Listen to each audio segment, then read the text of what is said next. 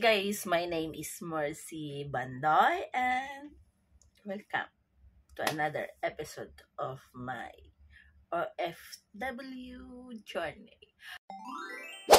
On my last video, I recreate my old script and record a new video with new overlays, mga new explanations.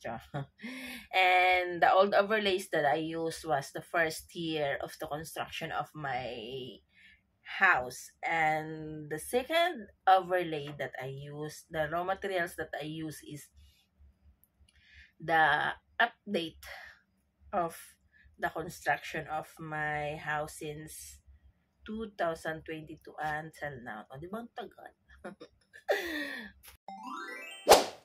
Moving on sa ating topic for today's video ay mga pasilip sa aking pinagawang bahay sa aming dream house. The land area was 150 square meter and halos napuno yung buong lote ng bahay kasi 150 square meter, maliit lang naman yun, diba? Dalawang kwarto and merong proposed na second floor. As what I've mentioned in my previous videos, the house is 3 years on the making na. This was, diba, 3 years on the making and almost 1.5 M na yung nagagastos. Pero not totally na lahat ng nagagastos is siguro sa mga foods nila at saka yung mga ibang blah blah blah na gastos nila. Totally is 1.5 M na. Tsaka kasi andun din naman yung mga bata during the construction. Puno yung bahay. Kaya para maraming gagastusan. And nagpagawa pa kasi kami ng ng kubo before the house. The idea of the house plan was mine since I am living here in Kuwait and I'm living in a house like this. Gandang-ganda ako sa mga bahay ng mga Arabo. Tuwing pumupunta kami sa mga bahay-bahay, different locations, different houses, 'di ba? Kasi yung trabaho namin, yung part-time job ko is iba-ibang bahay yung pinagsisilbahan namin. So nakikita ko yung mga iba-ibang bahay. I was amazed and ano ba yun? Gustong-gusto ko yung mga bahay nila, yung you feel secured with your house, yung roof, semento, tapos yung dingding, bato din siya.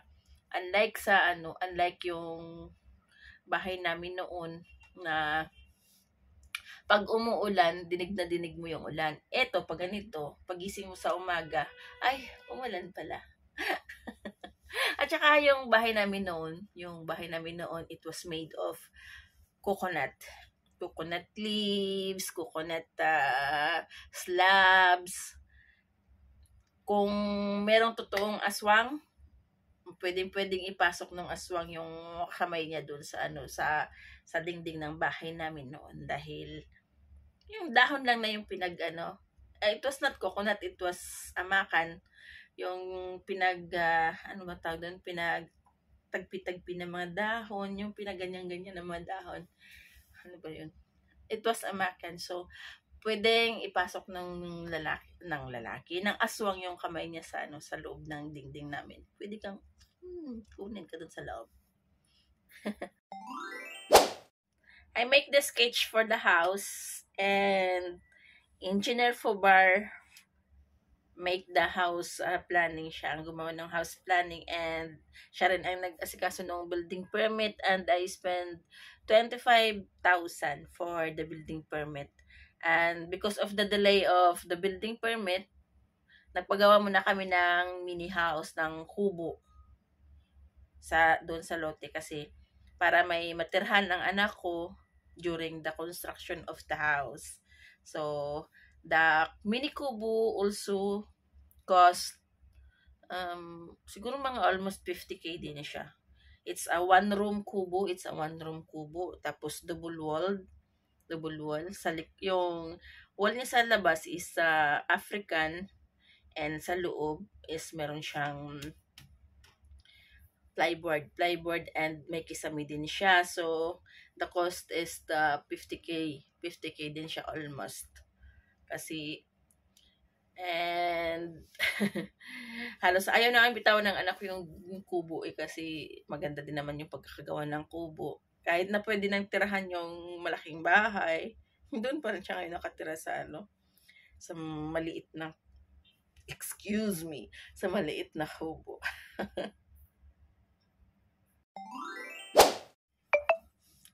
The house was built on May 2022, I guess. Yeah, May 2022. If I was not mistaken, it's a gift for myself. Hindi ko naman siya pinatayo na para lang masabi na mayaman kami. Pag uuwi ka na ng Pilipinas, di ba, wala ka ng pera. Pag maubos ang pera mo, hindi ka na mayaman. Wala ka ng pera, di ba? So, we are not mayaman, we are not rich. It's not like I want to be called mayaman. It's a dream. It's a dream of living in a secured house, of living in a beautiful house. Masama ba mangarap ng ganun? Mangarap ka na nga lang, di taasan mo na. At saka gustong-gusto ko yung yung feeling na matutulog ka sa hotel. Tsaka tapos nakikita ko kasi yung mga yung mga facilities sa mga hotel rooms, because I'm working as a part-time waitress also sa mga hotel dito like Crown Plaza, Millennium Hotel,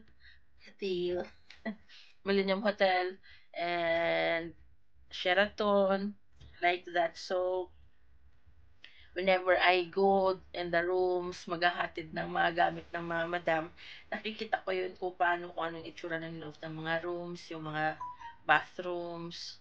Ganda-ganda ako noon. Sabi ko nga noon, pag ako'y uuwi ng Pilipinas, mag-check-in muna ako sa hotel sa Philippines. Kasi gusto ko ring maranasan yung pinagsisilbihan ka ng waitress.